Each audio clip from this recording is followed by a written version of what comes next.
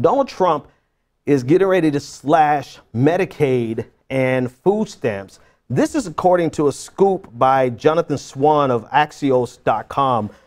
He had sources that told him that Donald Trump is looking to save $1.7 trillion on the mandatory side over the next 10 years. And this is a summary from his article in Axios.com. He said, the best summary from the White House source is, quote, conservatives will love it. Moderates will probably hate it. These mandatory cuts, especially to politically sensitive programs like food stamps, will make some moderate Republicans nervous as the recent health care bill did. All right, so specifically, what do these cuts entail? Now, this will all be rolled out, according to Axios, tomorrow. And in context, this is basically the wish list of the president of the United States. This is not what he's going to get. It's got to go through Congress. It's got to go through the House. It has to go through the Senate, and they have to reconcile it and come up with one bill that they both can vote on. But this represents the I'm not sure who said it, but budgets represent the morality of an individual. If you want to see what they believe in and you want to see what they stand for, look at their budgets. And so, according to the article in Axios, the entitlements are cuts are made from SNAP, food stamps, right? Children Health Insurance Program, CHIP, and SSDI, disability insurance. The budget proposal will also, according to the article, the budget proposal also assume that Trump can sign into law the American Health Care Act, the repeal and replace of Obamacare. But here's what jumps out to me. Donald Trump made a campaign promise over and over again that he would not cut Social Security. And one of the first things that he's cutting in this would be SSDI, the disability insurance component of Social Security. Let's be sure people are going to try to spin this. Trump himself is going to try to spin this. But disability insurance is a key component of Social Security. And these are some tweets from Donald Trump that shows you the promises that he made. He said, I was the first and only potential GOP candidate to state there would be no cuts to Social Security, Medicare, and Medicaid. Huckabee copied me. This is during the primaries. He went on to say, I am going to save Social Security without any cuts. I know where to get the money from. Nobody else does. And this is your president.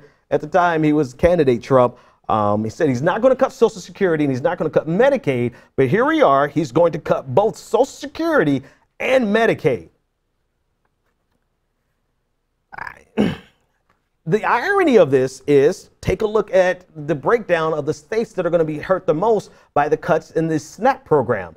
10 states that are going to be hurt the most: New Mexico, Mississippi, District of Columbia, West Virginia, Louisiana, Oregon, Alabama, Florida, Georgia, and Tennessee. Of these 10, 7 that you see underlined on your screen, 7 of the 10 voted for Donald Trump, or the majority went to Donald Trump. Mississippi, West Virginia, Louisiana, Alabama, Florida, Georgia, and Tennessee all went for Donald Trump. All stand to lose from the gutting of the SNAP program. The third column on your screen represents the percentage of the population that utilizes SNAP. This is according to an analysis from CNN. So that's the irony.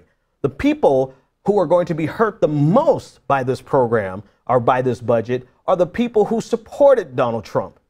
And I'm not one who engages in the mockery of the pain of people, but far be it for us not to identify the reality that Republicans in many cases have signed in terms of health care, in terms of the repeal and the replacement of Obamacare. Some of them have signed their own death sentence. And some of them have literally taken food out of the mouths of their children if these programs or if this budget is passed. And not mentioned on this graph, on that last chart from CNN, was a county in Kentucky, Owsley, Kentucky, 95% Republican, 98% on SNAP. 98% of that county utilizes SNAP benefits, overwhelmingly Republican.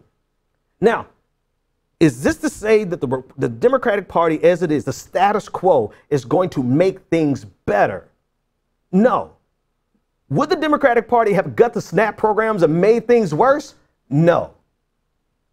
So this is not a overly simplistic view of the world to say all you had to do was vote for Hillary Clinton and everything would be all right. No, we have a long list of problems with the Democratic Party. We have a long list of problems of the list of things that they need to do to fix and make America better that they are ignoring progressives on left and right. That's why they lost. That's why Donald Trump is in power. But there is clearly a difference between people who want to make tax cuts or give tax cuts on the back of the most marginalized, despite their promises to not gut Medicaid or Social Security, and let's throw in food stamps just for good measure. The problem is they have most of you thinking the overwhelming preponderance of food stamps go to black people. In reality, it goes to white people in America. And you can see, based on that chart, they will be the ones hurt the most by Donald Trump's budget.